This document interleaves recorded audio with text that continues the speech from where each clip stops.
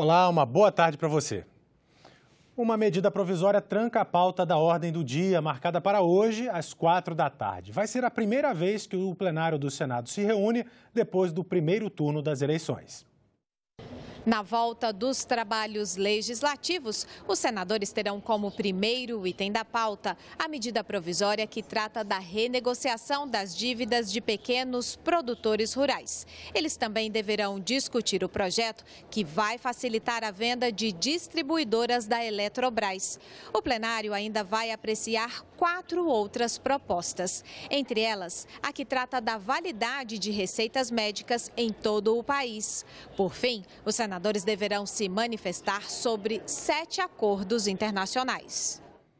E a primeira comissão do Senado a se reunir após as eleições foi a de Direitos Humanos. Nesta terça-feira, no colegiado, foi realizada uma audiência pública sobre as aposentadorias por invalidez. Os participantes da audiência criticaram a legislação da aposentadoria por invalidez. No serviço público, elas são proporcionais ao tempo de contribuição.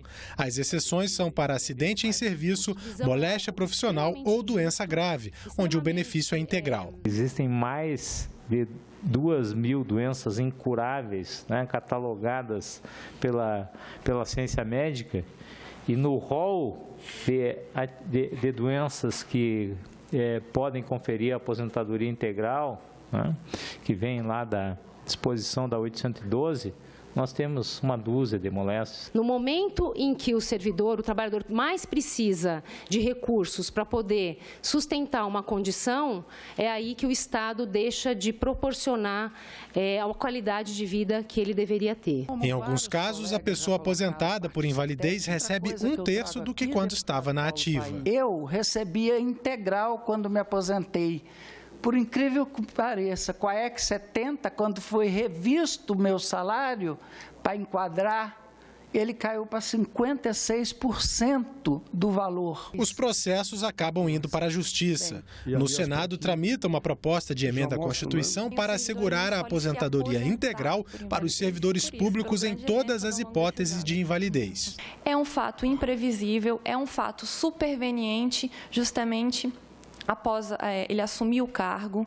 Então, ele é surpreendido sem ter qualquer chance de escolha. E é aquele servidor que entra no serviço público tendo todas as condições de se aposentar com paridade e integralidade e simplesmente não é que ele não queira justamente cumprir os requisitos para ter os direitos, ele não pode. A PEC já foi aprovada na Câmara dos Deputados. O temor dos aposentados por invalidez é que uma possível reforma da Previdência possa atrapalhar a tramitação da proposta.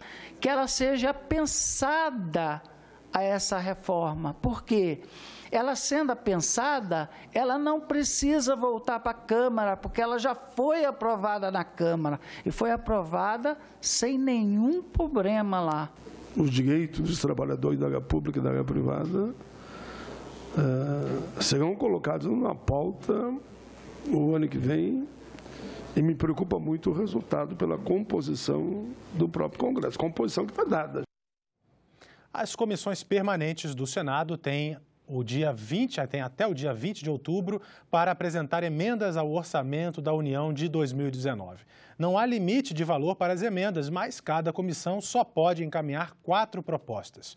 A Comissão de Assuntos Econômicos ainda não definiu que sugestões vai fazer, mas avalia direcionar os recursos para a tecnologia de defesa e para a indústria da pesca. Possivelmente, digamos, a questão da defesa nacional com o desenvolvimento de tecnologias que são agregadas ao projeto do cargueiro, que é uma demanda do setor da aeronáutica brasileira. E também, digamos, nós temos as atividades do setor da indústria pesqueira, que são importantes de serem contempladas com algum recurso do orçamento federal, no sentido de fazer com que esta importante atividade seja desenvolvida e alcance estágios muito maiores do que aquele que hoje, digamos, essa atividade tem.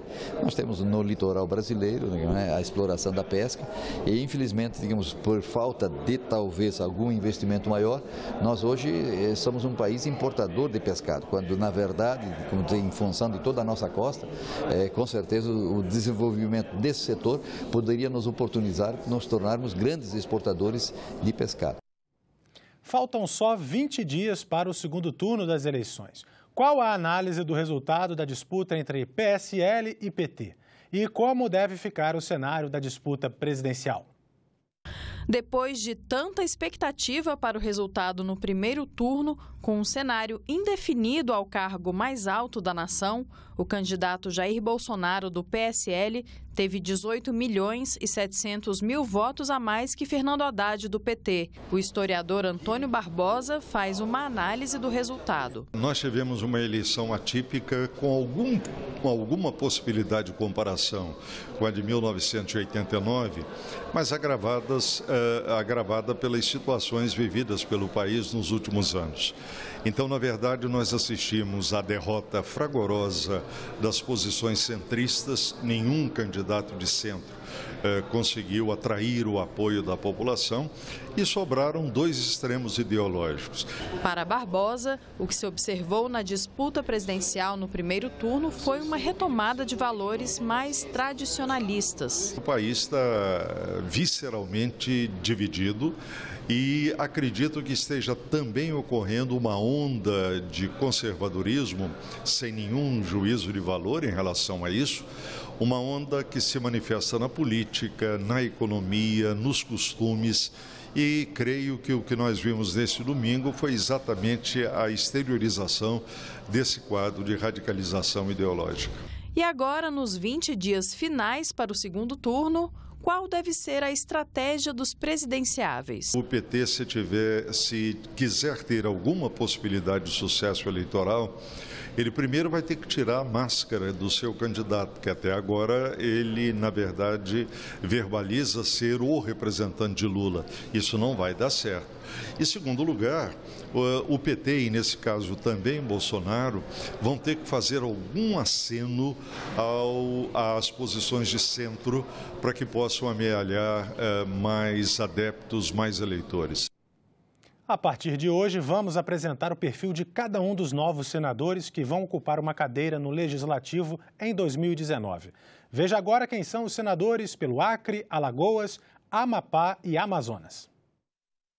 A bancada do Acre vai contar com 2 novos senadores. Marilza Gomes, do PSDB, tem 41 anos, ensino médio completo. Entra como suplente de Gladson Cameli, que se elegeu governador do estado. Márcio Bittar, do MDB, tem 55 anos, ensino superior completo, formado em História. Ex-pecuarista, já foi deputado estadual e federal por 2 mandatos.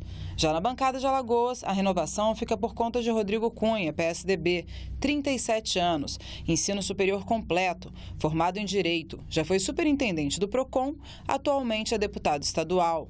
Na bancada do Amapá, entra Lucas Barreto, PTB, de 56 anos, tem ensino médio completo, é empresário, já foi deputado estadual e vereador. A renovação da bancada do Amazonas fica por conta de Plínio Valério, PSDB. Ele tem 63 anos, é jornalista e relações públicas, foi vereador e deputado federal.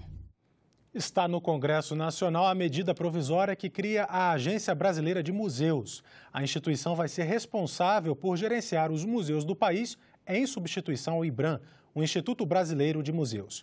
A MP, que foi publicada depois do incêndio no Museu Nacional no Rio de Janeiro, gerou debates. O objetivo do governo é aperfeiçoar os modelos de gestão e de preservação do patrimônio cultural que estão nos museus do país. Diferentemente do IBRAM, que era uma autarquia, a nova agência é de direito privado, terá contratação pelo regime seletista, flexibilidade nas licitações, mas o poder de decisão ainda será do governo, que terá 6 dos 9 representantes no conselho da agência. As receitas virão de dotações orçamentárias e de doações, mas a MP prevê ainda que 6% das contribuições sociais do SEBRAE sejam destinadas à ABRAM. A conselheira do COFEM, Conselho Federal de Museologia, e professora da Universidade de Brasília, vê com preocupação essas mudanças. A pior situação é com relação à museologia, ou seja, é aquilo que a gente faz entre o acervo, o público e o museu. E aí não é nem só a exposição, que a exposição é que a gente vê, né? Quando a gente entra no museu, a gente vê a exposição. Mas para uma exposição acontecer, o viés pelo qual um objeto vai ser comunicado ao público, como ele está ali exposto, como que, em que contexto ele aparece, ele afirma ideologias ou não, né? Tudo isso passa a ser, que hoje é gerido pela sociedade como um todo, isso passa a ser gerido por uma instituição privada e com um controle de poucas pessoas. A medida provisória já está sendo questionada na Justiça. O PCdoB entrou com uma ação direta de inconstitucionalidade no Supremo Tribunal Federal, questionando, entre outras coisas, a urgência e a relevância da MP. E o Sebrae, que perderá com a medida cerca de 200 milhões de reais, também já anunciou que vai recorrer ao STF.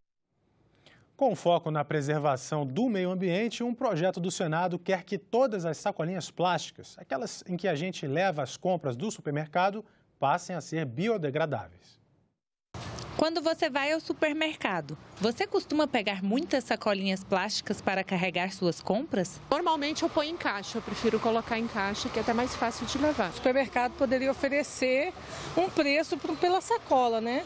Tanto fazer essa reutilização e oferecer para o cliente uma sacola com valor, 20 centavos, 10 centavos. E aí fica a opção do cliente, se vai usar a sacola pagando, né? O senhor Aldo evita ao máximo o uso de sacolas plásticas. Ele não quer causar desastres ambientais. É uma das maiores desgraças que tem. Você já viu, tem uma ilha no Pacífico só de plástico. De acordo com o Ministério do Meio Ambiente, no Brasil, aproximadamente 1,5 milhão de sacolas plásticas são distribuídas a cada hora. E muita gente não sabe. O consumo excessivo dessas sacolinhas causa um dano ambiental muito elevado. A produção delas acaba liberando gases tóxicos e o descarte de maneira incorreta entope bueiros, polui rios e mares, além de causar a morte de animais nesses ambientes. Um projeto do Senado proíbe a fabricação e utilização de sacolas plásticas com materiais não biodegradáveis. Serão permitidas somente as conhecidas como oxibiodegradáveis. No caso, os materiais não permitidos serão polietileno, propileno e polipropileno. Para o Ministério do Meio Ambiente, a solução para as sacolas plásticas envolve necessariamente a mudança de hábitos em relação ao uso deste item e a conscientização da população. É conscientizar o consumidor para esse impacto. Quando você, por exemplo, cobra pelas sacolas, você repensa nisso. Então, na verdade, é repensar o consumo. Então, se eu tenho... Vamos começar por aí. Se eu tenho que pagar, eu já não vou usar aquele tanto, uma para cada produto que eu estou comprando. A Graciele é um exemplo a ser seguido. Vamos se conscientizar, né, a cada dia, para que, né, o planeta não sofra tanto, igual está sofrendo, né? O especial Cidadania, publicado nesta terça-feira no Jornal do Senado, vai tratar de um tema que tem repercutido muito nos últimos meses: as fake news. Essas notícias falsas têm sido combatidas pelos meios de comunicação do Senado. Mais informações com o jornalista Márcio Maturana. Entre os efeitos colaterais da internet estão as fake news. Informações falsas disfarçadas de notícias reais com o objetivo de enganar a sociedade. Essas fake news vêm se tornando cada vez mais frequentes e acontecem com bastante frequência no mundo da política.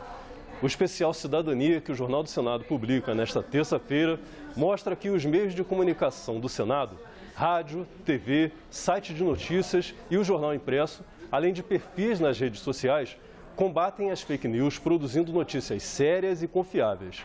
O repórter Ricardo Essing explica que, ao contrário da mídia comercial, que seleciona o que vai ser noticiado, o jornalismo do Senado faz a cobertura completa da atividade legislativa, sem filtros.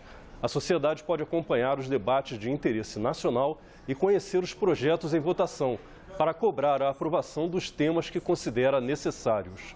O especial Cidadania é publicado toda terça-feira no Jornal do Senado, que pode ser lido na versão em papel ou em senado.leg.br/jornal.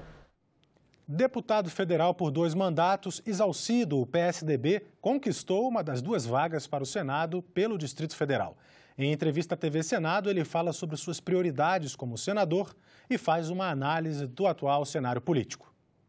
Senador, queria agradecer a sua presença aqui nos nossos estúdios, dar os parabéns pela sua vitória, não é mesmo? E acho que a gente devia começar a nossa conversa mais ou menos apresentando qual é a expectativa do senhor na atuação parlamentar aqui no Senado.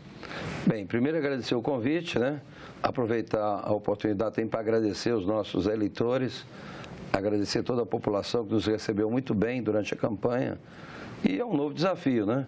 Eu fiquei 8 anos na Câmara Federal e acho que a minha eleição se deve muito à atuação minha na Câmara Federal, né? A gente conseguiu trabalhar muito, eu fui o parlamentar mais atuante aqui do DF nos últimos 8 anos e um dos principais também do Brasil. É evidente que eu tenho que reforçar aqui o papel principal do senador, que é a defesa do Estado. O Distrito Federal precisa retomar obras e investimentos. Nós estamos hoje em último lugar em termos de aplicação de recursos da União.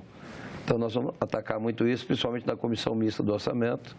Como eu sou contador, sou auditor, já participei algumas vezes da Comissão Mista do Orçamento, mas essa é a nossa prioridade com relação a trazer recursos até para superar o número de desempregados que nós temos hoje. Brasília tem quase 350 mil desempregados. E perdemos muito também com a guerra fiscal. Eu acho que os governantes não perceberam que Brasília não é mais uma cidade administrativa, né? Nós temos hoje 3 milhões de habitantes, com mais quase 2 milhões em volta da região metropolitana. Então, precisamos investir em desenvolvimento econômico. E o objetivo nosso agora é esse, além de, evidentemente, fiscalizar o governo federal, fazer as sabatinas necessárias, né, para o Banco Central, para as embaixadas, para o Supremo, né? Mas também tem uma série de leis que nós aprovamos, projetos de leis que nós aprovamos na Câmara e que agora estão no Senado. E que a gente precisa ter muito cuidado para aprová-los aqui o mais rápido possível. A sua atuação na Câmara dos Deputados deu ênfase à questão da educação, né? Eu estou na vida pública pela educação, né? Mas como eu sou auditor e contador, então participei muito do orçamento, da fiscalização e controle, da Comissão de Legislação Tributária. Então, a gente tem atuado em diversos ramos. Sou o presidente da Frente Parlamentar de Ciência, Tecnologia e Inovação. Eu fui secretário por 2 mandatos e mudamos completamente a legislação nossa aqui de Ciência e Tecnologia, né? Senador, agora o senhor também é presidente do PSDB regional aqui do Distrito Federal, né? A gente podia então conversar um pouquinho sobre essa conjuntura política. Como é que o senhor está vendo esse final desse primeiro turno? Como é que o Brasil está? Como é que os cidadãos estão tão polarizados, não estão? Qual é o clima que se tem? Qual é a expectativa do senhor para uma agenda e um clima do país a partir de agora, né? Porque essas eleições são muito importantes, né? Essa eleição foi muito diferente das outras. Essa eleição a gente pôde perceber claramente na população uma certa indignação, uma certa revolta e uma certa descrença, vamos dizer assim, com o sistema político, com os políticos. E a gente precisa retomar isso. O recado foi dado, né? Houve uma renovação muito grande. A gente percebe que os eleitores votaram mesmo para mudar. Você vê que políticos tradicionais perderam a eleição. Houve uma renovação muito grande, né? Inclusive aqui no Senado. O Senado chegou a 85%. Uma mudança significativa, né? E esse é o recado do eleitor. Nós queremos mudança. E, evidentemente, que os grandes partidos, os partidos tradicionais, perderam em função dessa opção pelo novo, né? Eu, apesar de estar já 2 mandatos na Câmara Federal, como vim para o Senado, e a gente prestou um bom serviço realmente como parlamentar, eu acho que houve o reconhecimento do meu trabalho. Por isso que a gente conseguiu essa vitória. E a possibilidade mesmo de dar andamento ao que foi feito lá, uma vez que todos os projetos que tramitaram na Câmara vêm para o Senado e vice-versa, né? Exatamente. A gente aprovou diversas leis na Câmara, aliás, algumas medidas provisórias, né? Que é Câmara e Senado, né?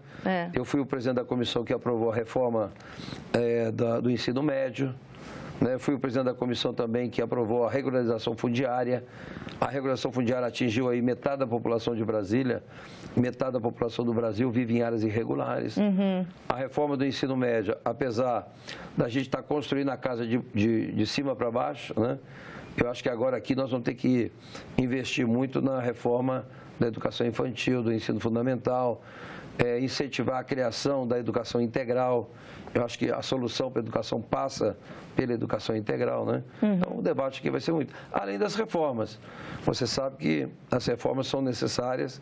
A reforma tributária, ela é prioritária. A reforma política também precisa...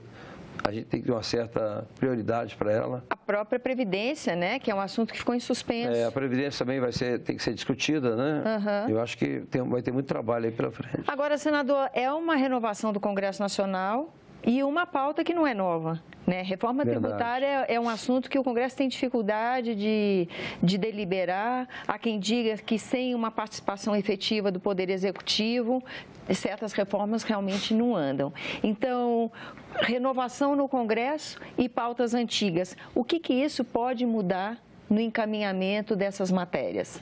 Bem, vai depender muito agora, no segundo turno, para ver quem vai ser o presidente. Eu acho que o presidente da República tem um papel fundamental nas reformas. Eu acho que a iniciativa mesmo das reformas passa pelo Executivo. Se o Executivo apoiar, a chance de você fazer a reforma é muito grande. Se não houver interesse, ou se o presidente não priorizar as reformas, dificilmente elas vão andar aqui na casa. Agora, o número de partidos representados no Congresso Nacional ainda é um número bem alto, né? Ela fez ampliar, né? Na prática, na Câmara, por exemplo, nós tínhamos 28, agora foram para 30. Então, há uma obstrução muito forte, porque é difícil você votar qualquer matéria em consenso, porque não dá para você fazer consenso com 35 partidos, né? Ou manter mesmo uma base coesa por muito tempo, né? Exatamente. Isso também é desafiador. Né? Além do que o próprio regimento da Câmara, do Congresso, ele, com esse excesso de partidos, ele acaba dificultando a aprovação. Porque você não consegue consenso, então não há acordo de liderança. Não dá para você fazer um acordo de liderança com 35 partidos. E o tempo acaba consumindo muito tempo, né? Porque você vai ter orientação de bancada, fala em nome dos partidos, das lideranças. Isso acaba consumindo muito tempo e dificultando a aprovação. Agora, esse já é um resultado. A gente já sabe que cara tem o Congresso. E até que ponto, independente de quem assuma a cadeira de presidente da República, o número excessivo de partidos atuando no Congresso compromete ou restringe a margem de movimento de manobra de um presidente da República. Eu acho que ele vai ter que trabalhar muito com as frentes. Né? Você tem a frente da... Por tema? Por tema. Acho que as bancadas, né, são muito fortes. Você tem, por exemplo, a bancada do boi, que eles chamam, né, a bancada da agronegócio. Você tem a bancada da Bíblia, que são a frente cristã. Você tem a bancada da bala, que é a de segurança pública. Muito polêmica, inclusive, então, né? Essas bancadas, elas trabalham muito mais do que o próprio partido, entendeu? A bancada de partido. Então, vamos aguardar o presidente para ver qual é a sinalização dele em relação às reformas. Né? Agora, é muita mudança de paradigma, por exemplo, a gente conversava aqui antes da gravação. Uma pergunta que se faz depois desse primeiro turno das eleições, qual é o peso das redes sociais hoje em dia na formação da opinião do cidadão, né, do eleitor? No caso, por exemplo, com o partido do senhor aconteceu, o candidato à presidência da República era quem detinha o maior espaço de rádio e TV e não houve o cumprimento de uma expectativa de que isso fosse eficaz, né? Por quê? Porque é muito mais a questão do conteúdo. Mas o que a gente percebeu nessa eleição é que eles queriam mudança, independente da questão de tempo de televisão. Eles queriam novo. O recado foi para que a gente mudasse completamente o sistema aqui, né? O Congresso... Do cenário político todo, do cenário político como um todo, exatamente. Então, esse foi o recado. Então, o tempo de televisão aí não influenciou muito.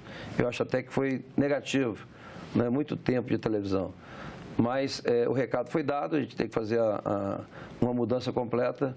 Né? Tem que diminuir agora o número de partidos. Eu acho também uma coisa que influenciou muito, que prejudica muito, são as pesquisas. Você vê que as pesquisas erraram muito e as pesquisas induzem o eleitor. Então, a gente precisa discutir esse assunto também. Essa é uma observação recorrente, né? Nas últimas eleições também a gente teve muita reflexão. Mas essa agora também houve erros assim gritantes, né? Você tinha senadores e senadores eleitos, né, pela pesquisa, que ficou em quarto, quinto lugar. Sim, né? sim, é assim verdade. Como governadores também. Você tinha governador liderando o processo, depois ficou em quinto. Sim. E olha que a pesquisa saiu no sábado, na véspera. É verdade. Então, temos que corrigir isso, temos que ver como fazer para que a pesquisa não induza o eleitor e modifique o placar, né? Senador, agradeço a presença. Eu que agradeço. E nós ficamos por aqui. Você pode rever as reportagens desta edição na nossa página na internet, senado.leg.br/tv. Muito obrigado pela sua companhia e até a próxima.